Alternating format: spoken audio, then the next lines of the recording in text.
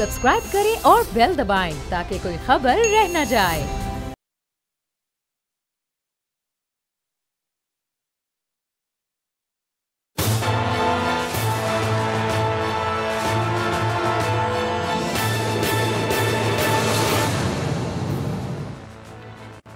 अस्सलाम वालेकुम। प्रोग्राम तज्ज़िया में मैं हूं लीना इलियास, मेरे साथ मौजूद हैं समी इब्राहिम साहब।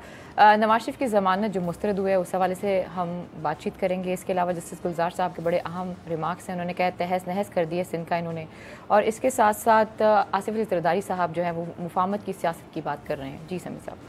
जी Alina, thank you very much.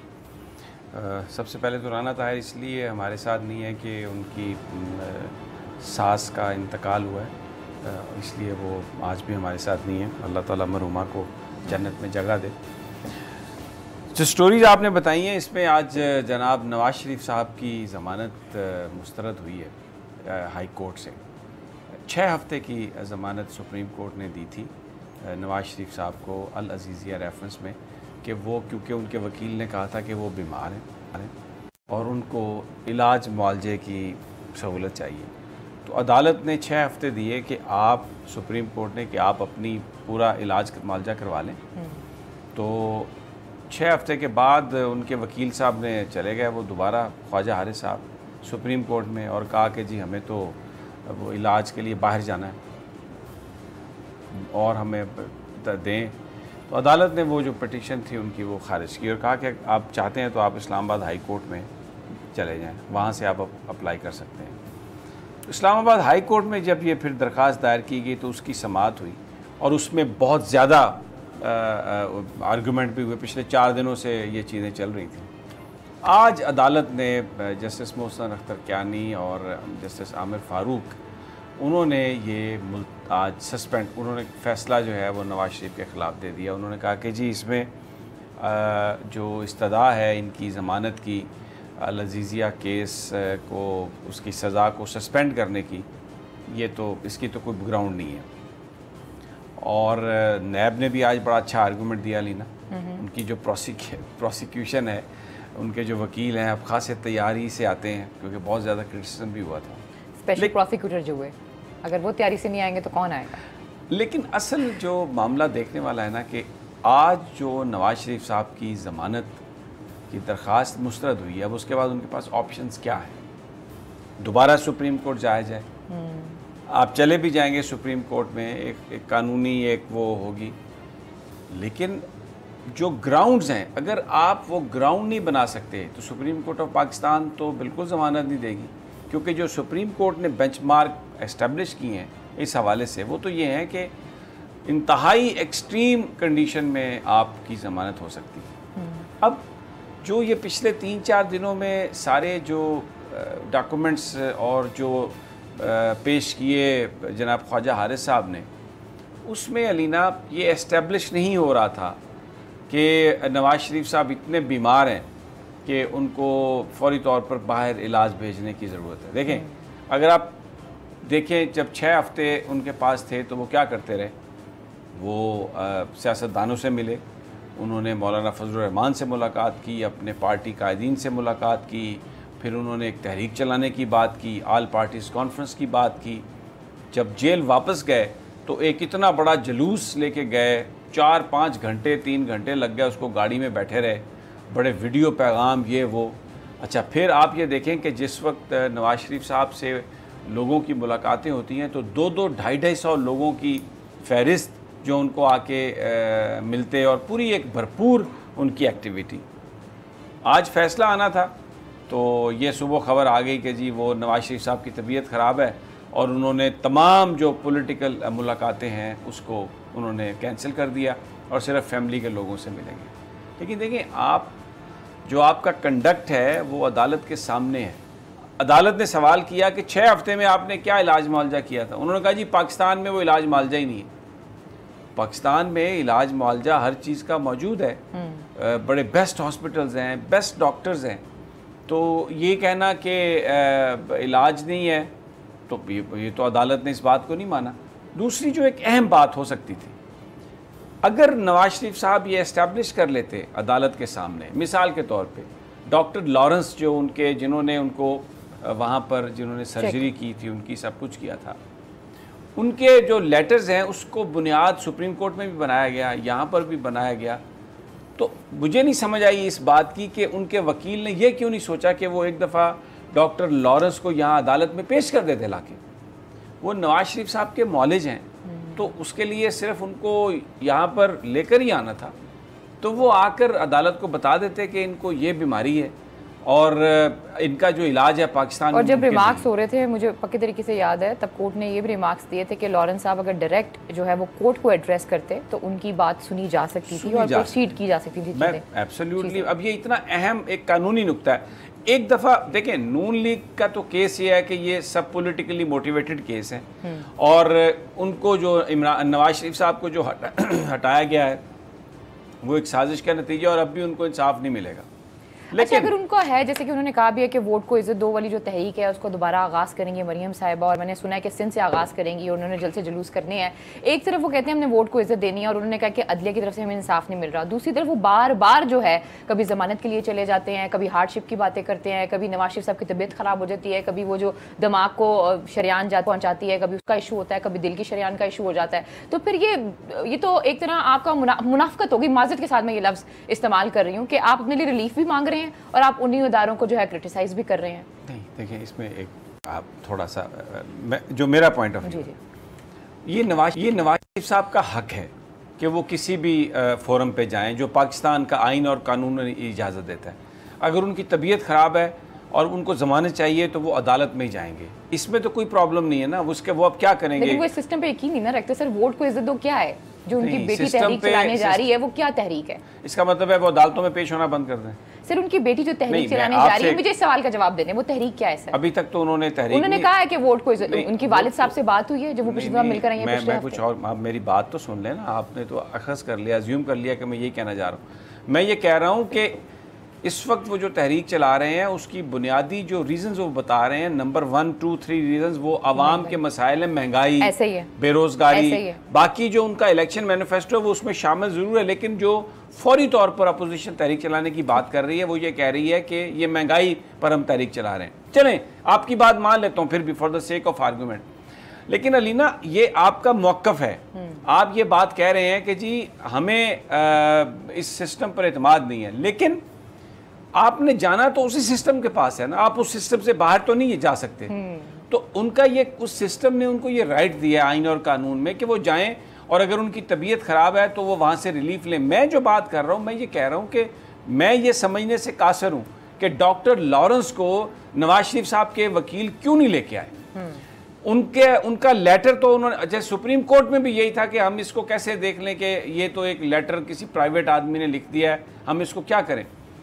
Khwaja Arif साहब ने कहा कि 60% से ज़्यादा ख़तरा है नवाज शरीफ साहब की जान को। देखिए, अगर उनकी जान को ख़तरा है तो उनको इलाज मिलना चाहिए, लेकिन जो इस वक्त पाकिस्तान में जो लोग कैदी हैं, जो जेल के जो मैनुअल है उसके मुताबिक अगर तबीयत उनकी ख़राब होगी तो वहाँ पर फौरी तौर पर डॉक्टर भी अवेलेबल है जेल में, और अगर खुदा न खास्ता उनको कहीं शिफ्ट करने की ज़रूरत हुई तो उनको वो शिफ्ट भी कर सकते हैं। अब 6 हफ्ते जब सुप्रीम कोर्ट ने दिए नवाज शरीफ साहब को, वो अपने घर में रहे, आते थे जाती उम्रा से, अपने इत्तफाक हॉस्पिटल में टेस्ट करवाते थे और वापस घर जाकर सो जाते थे, और उन्होंने भरपूर एक्टिविटी रखी वहाँ पर।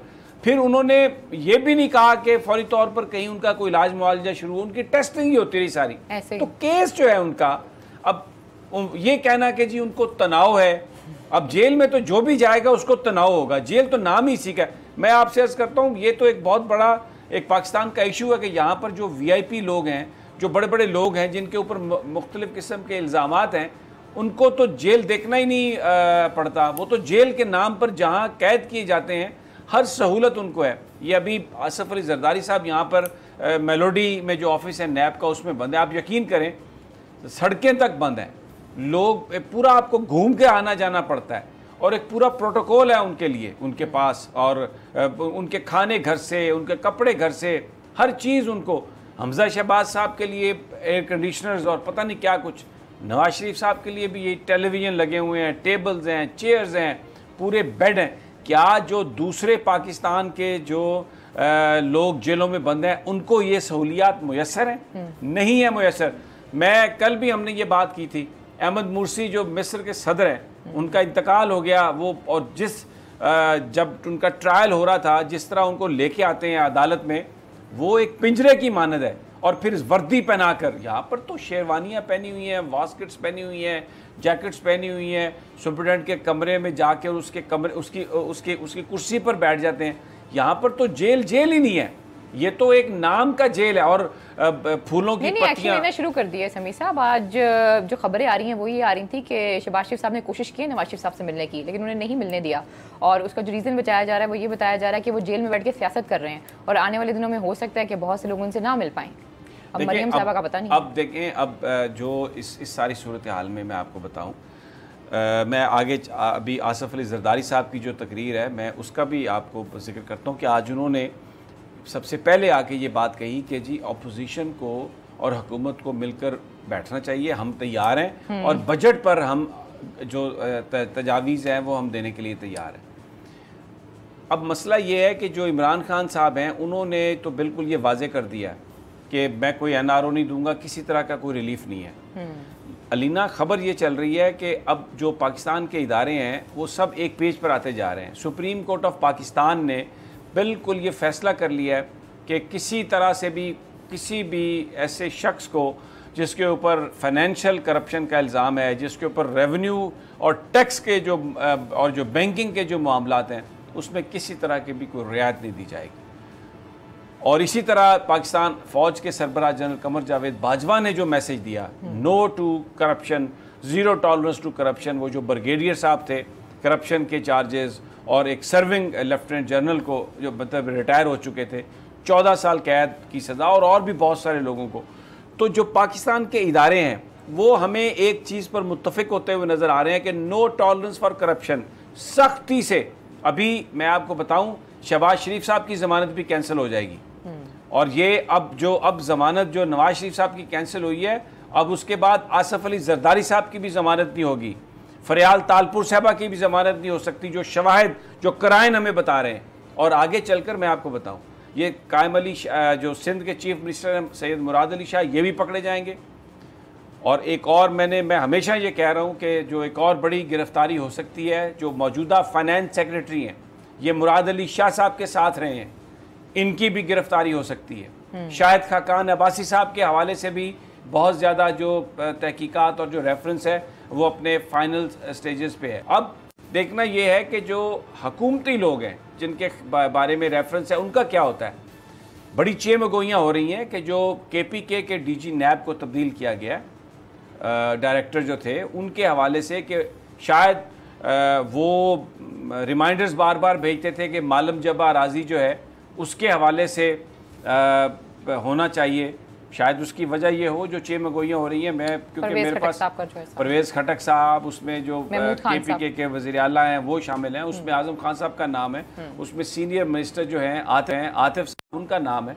अब क्या उसका क्या आउटकम होता है ये आने वाले दिनों में पता चलेगा। लेकिन और बुनियादी तौर पर देखें, इमरान खान की जो वो सारी की सारी जो गुफ्तगू तकरीर, अब कल फिर उन्होंने, हो सकता है आज या कल उनकी जो तकरीर एक नई आए इसी हवाले से, करप्शन के हवाले से, टैक्स एमनेस्टी के हवाले से, वो बिल्कुल एक उनकी जो जमात है, मैं आपको बताऊं, जो उनके वर्कर्स हैं, जो उनके कारकुन हैं, वो एक दफ़ा उनमें फिर वो थ्रिल पैदा हो गई है।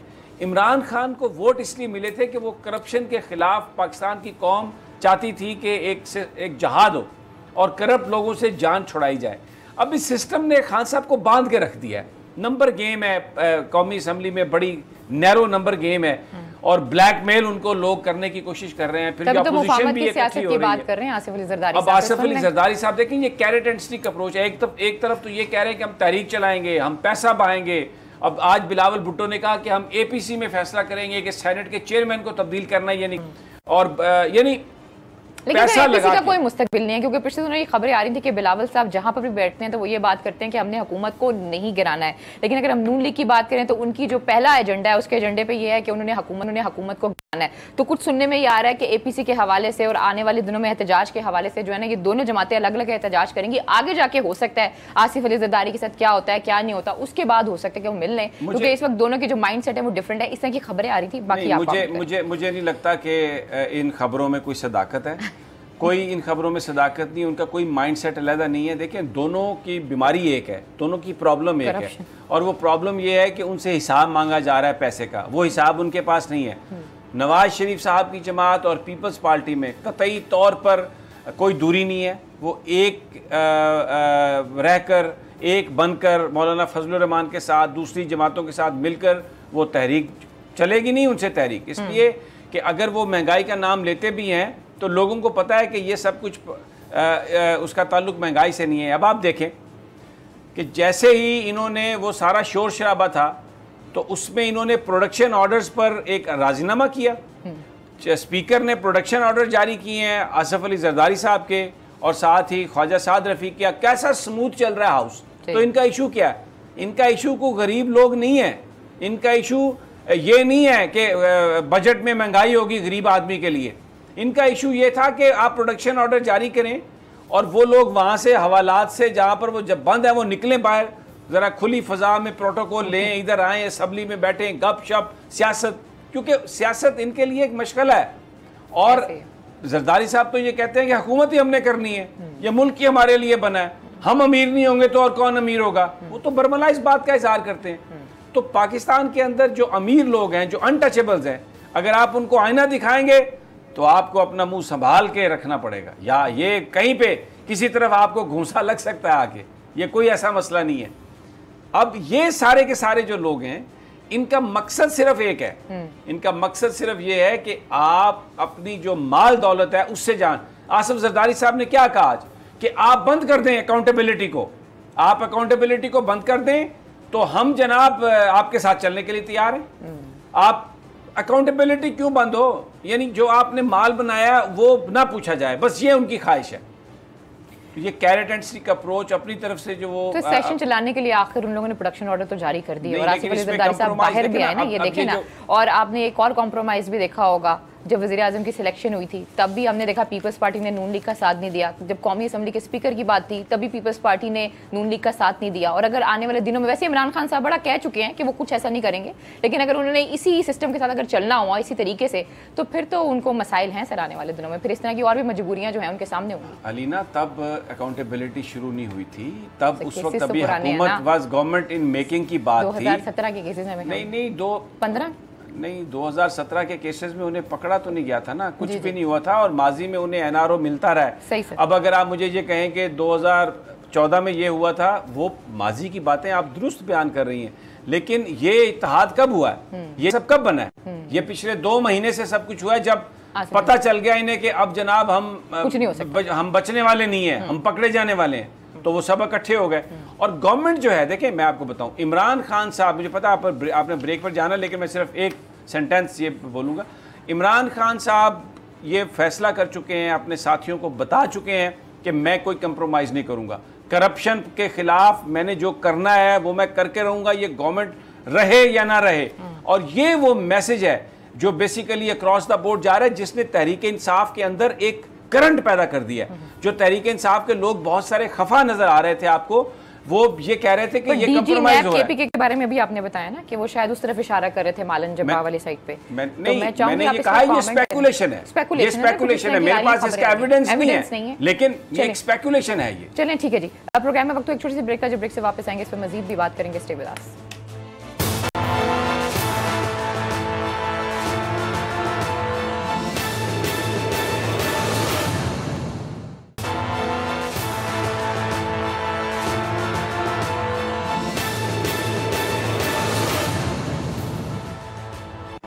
वेलकम बैक नाज़रीन, फिर आपको खुशामदीद कहते हैं जी समी साहब। गुलजार जी, मैं सोच रहा था कि ये जो इस वक्त जो पॉलिटिकल एक्टिविटी है उस पर हमें तो समझ आ गई है कि जो सियासतदान है वो क्या करना चाह रहे हैं कि किसी तरीके से अकाउंटेबिलिटी रुक जाए और वो आगे बढ़ सकें। लेकिन नवाज शरीफ साहब एक बड़ी मुसीबत में फंसे हुए नज़र आ रहे हैं, उनकी अब ज़मानत नहीं होगी, और ये जो मुलजमान अंदर हैं इनमें से इनकी ज़मानतें नहीं होने वाली, क्योंकि अदालतें बिल्कुल कोई रिलीफ देने के लिए तैयार नहीं है। ये बीमारी की जो असल जड़ है उसको पकड़ने की अब तैयारी जो है ना वो हो चुकी है। आज जस्टिस गुलजार ने, जो फ्यूचर चीफ जस्टिस हैं सुप्रीम कोर्ट ऑफ पाकिस्तान के, उन्होंने 2 केसेस में बड़े अहम रिमार्क्स दिए। एक तो सक्खर प्रेस क्लब का अराजी का केस था, उसमें उन्होंने पूरे सिस्टम पर बात की। अगर मैं उनके रिमार्क्स को देखूं तो वो कोई एक हवाले से नहीं है। उन्होंने मीडिया में जो हम सहाफ़ी कर रहे हैं, जो अक्सरियत है बहुत बड़ी सहाफ़ियों की मीडिया की, वो बड़ी जाँफशानी से मेहनत से अपना काम कर रहे हैं और बड़े लो पेड हैं। ऐसा नहीं है कि उनकी कोई तनख्वाहें भी बहुत ज़्यादा हैं। चंद लोग हैं, चंद फेसेस हैं टीवी के, बड़े बड़े एंकर्स और इस तरह के लोग, या चंद बड़े नोन जो रिपोर्टर्स हैं, उनकी सैलरीज़ कुछ यानी बेहतर हैं। उनकी एंकर्स की तो खैर बहुत अच्छी हैं, लेकिन मैं रिपोर्टर्स की बात कर रहा हूँ। बाकी ओवरऑल मीडिया जो है वो कमज़ोर है। तो आज उन्होंने ये कहा कि ये आ जाते हैं सब, हमें पता है कि ये मीडिया वाले भी क्या कर रहे हैं और ये भी सिर्फ चंद लोगों को पकड़ के उनके बारे में खबरें चलाते हैं। इनको पता है कि अगर कोई और ख़बर देंगे तो इनके मालकान इनको निकाल देंगे। बिल्कुल सही कहा ये जस्टिस गुलजार ने, बिल्कुल सही कहा कि इस वक्त जो मीडिया है वो फोर्थ पिलर ऑफ स्टेट नहीं है, इसलिए कि जो मालकान हैं उनका एक मुकम्मल कंट्रोल है कंटेंट पे। कोई एडिटोरियल कमेटीज़ नहीं है, ये पब्लिक लिमिटेड कंपनीज़ नहीं है।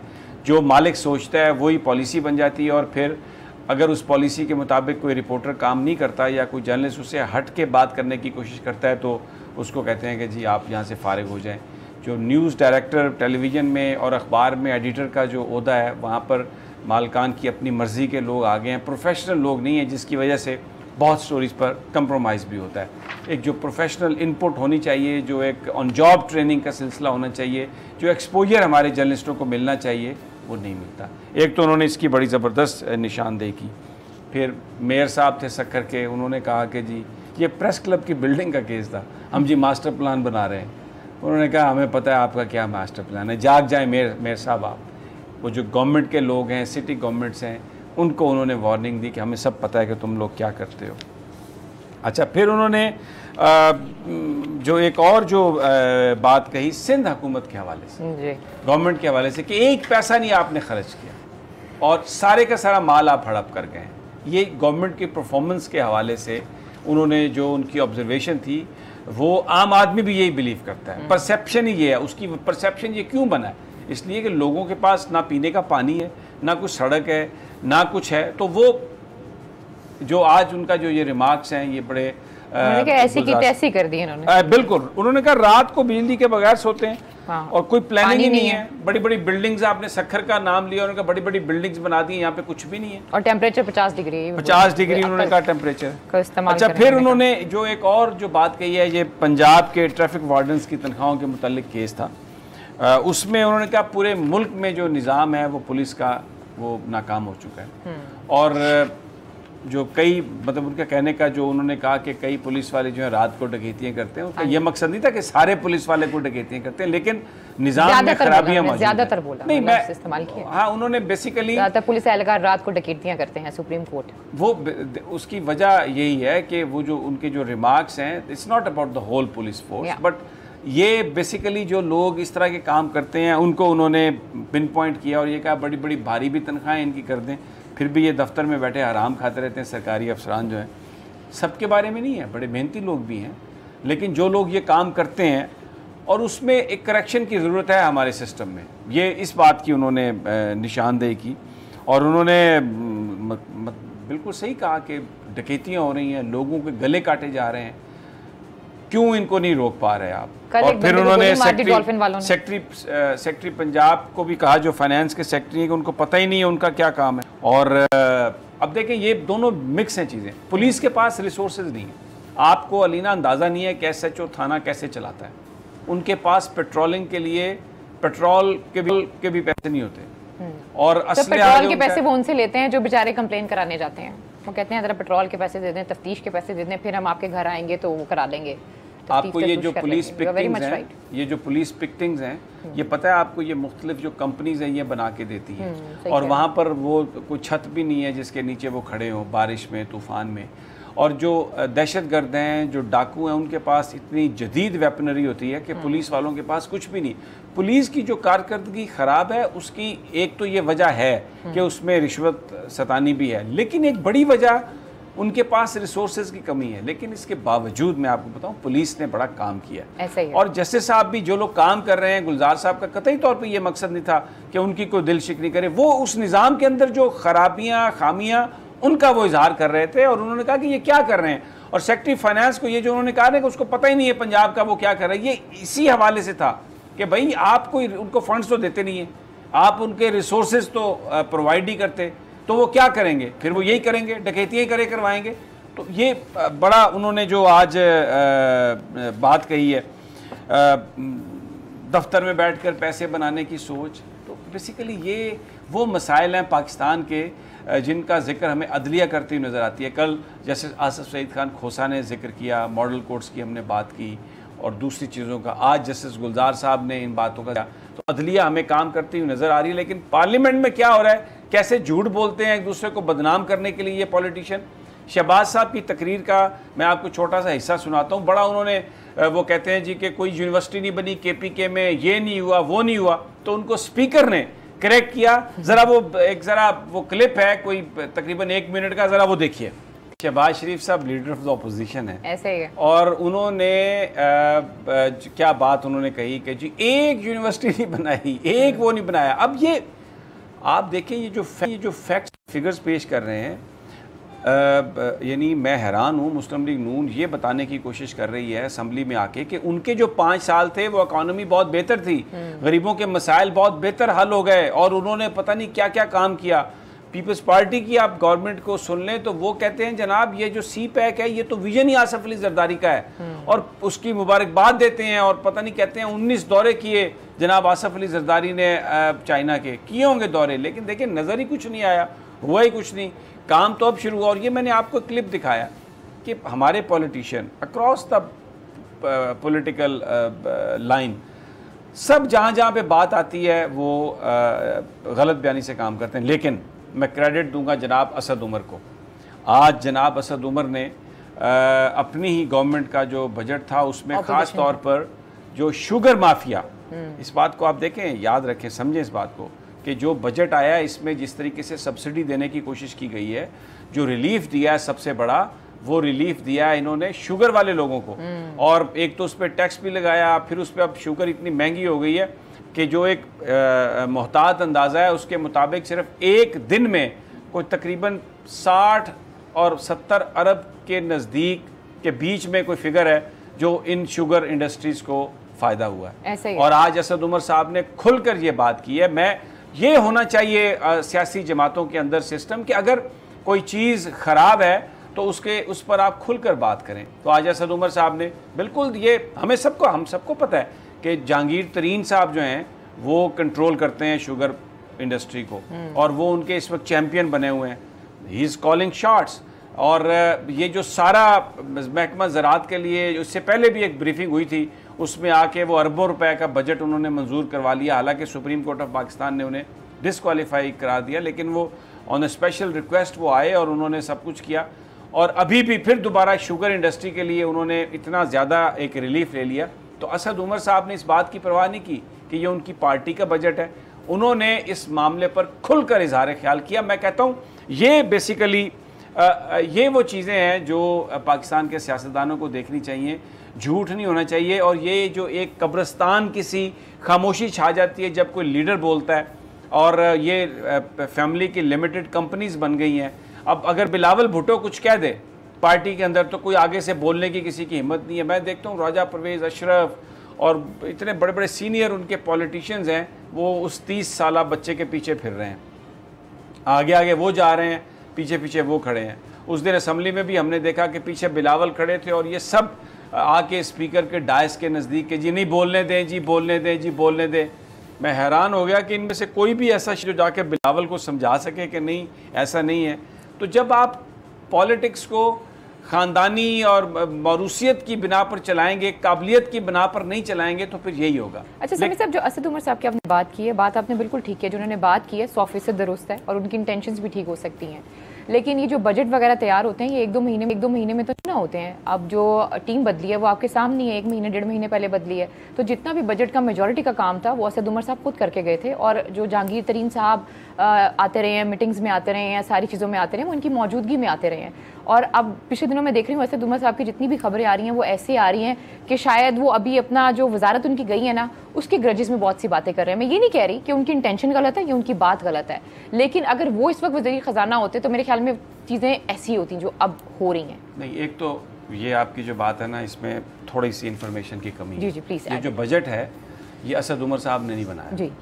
असद उमर साहब ने जो बनाया या जो कुछ था वो माजी का हिस्सा था। ये जो बजट प्रपोजल्स हैं, ये जो सारे का सारा काम है, ये मौजूदा टीम ने किया। असद उमर साहब का इससे कुछ लेना देना नहीं है। और उन्होंने ये कहा था कि मैं इसको एक्सपोज करूंगा कि क्या क्या चीज़ों पर हुआ, और उन्होंने जो डिवैल्यूएशन की रुपए की बात है वो भी, उस पर भी उन्होंने बड़ा खुलकर इजहार ख्याल किया। और ये जो प्रपोजल्स हैं, ये जो बजट प्रपोजल जो इस वक्त पेश हुई हैं, ये हफीज़ शेख साहब और उनकी टीम ने बनाई है। असद उमर साहब और उनकी टीम का इससे कोई भी लेना देना नहीं है। वो इससे बहुत पहले फारिग हो गए थे, और ये बजट कोई 6 महीने पहले नहीं बनता।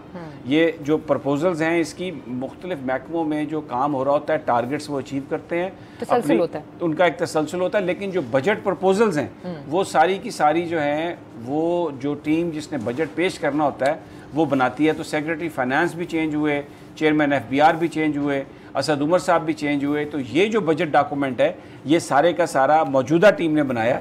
असद उमर साहब का इससे कोई लेना देना नहीं। सही है। इसके अलावा प्रोग्राम का वक्त तो खत्म हो गया, लेकिन जाने से पहले मैं सिर्फ इतना कहना चाहूँगी, मैं चाहूँगी जब हम कल आएँ तो उस पर आप जरूर कमेंट कीजिएगा। असद उमर साहब का एक और भी बड़ा कॉन्ट्रोवर्शियल वो स्टेटमेंट है। उन्होंने कहा था जिस दिन हुकूमत बनी थी उसके साथ ही हमने ये फैसला कर लिया था कि हम IMF के पास जाएंगे। मैं चाहूँगी आप इस पर कमेंट करें, लेकिन आज प्रोग्राम का वक्त खत्म हो चुका है, इसलिए हम दोनों को इजाज़त दीजिए। अपना बहुत ख्याल रखिए अल्लाह ने के बाद।